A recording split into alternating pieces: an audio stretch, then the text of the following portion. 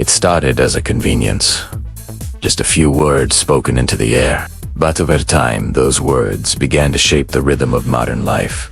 Turn on the lights, play my morning playlist, set the temperature to 72. By 2025, voice assistants have stopped feeling like gadgets.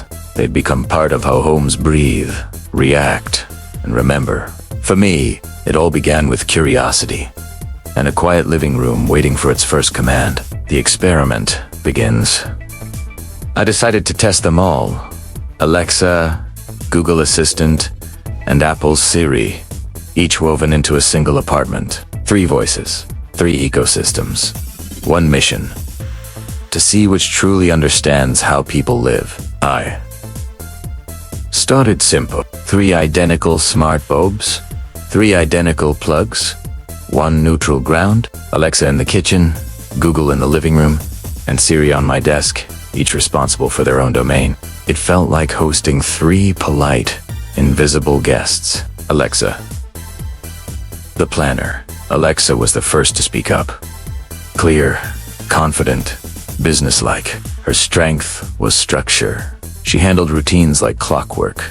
Lights fading on at sunrise, coffee brewing just before my alarm. News briefing ready before I even stepped into the kitchen. She was less conversational and more efficient. I'd say, Alexa, good morning, and she'd orchestrate a sequence of tiny miracles. Lights warm it, blinds open it, and a calm voice listed my calendar. There was a corporate neatness to her. An assistant who thrived on order. For busy mornings, she was unbeatable. But her world was Amazon-shaped.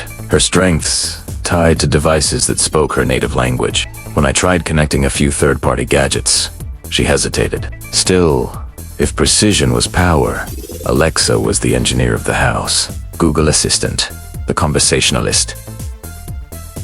Then there was Google. Smoother. Curious, like someone who'd read too many books and remembered them all. Hey Google, turn off the living room lights. Sure. Ting. Want me to set the thermostat too? Her context awareness was uncanny. I didn't have to use strict phrases she understood. Ask her to make it cozy. And she adjusted light warmth, music, and temperature based on learned preferences. She was the storyteller's assistant, more human, more flexible. If Alexa was the planner, Google was the listener. Google's integration strength came from its intelligence web. Every search, calendar entry, and commute time feeding into how it helped you live. It wasn't just a smart home, it was a smart life. Siri, the stylist. And then there was Siri, refined, quiet, thoughtful in tone, but limited in scope. She didn't try to dominate the room.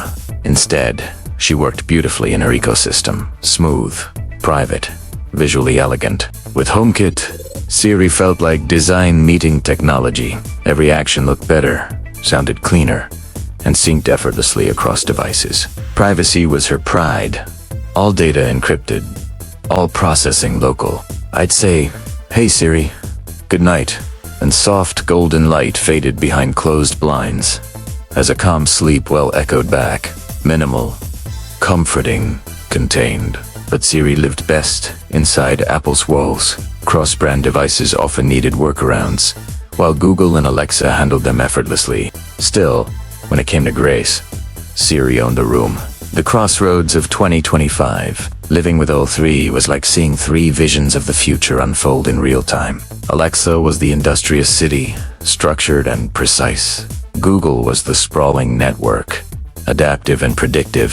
Siri was the curated gallery, minimalist, safe, and personal. Each had evolved since their early days. Alexa now predicted routines without prompts. Google handled multilingual commands in one breath. Siri integrated home scenes with wearable data lights dimmed automatically when my Apple Watch detected rest mode. Voice control was no longer about issuing orders. It had become about collaboration, the day of silence. One morning, I woke to power flickering from an overnight storm. Internet gone. Cloud systems down. The apartment, once vibrant with automation, went still. And for the first time, I realized the importance of local control.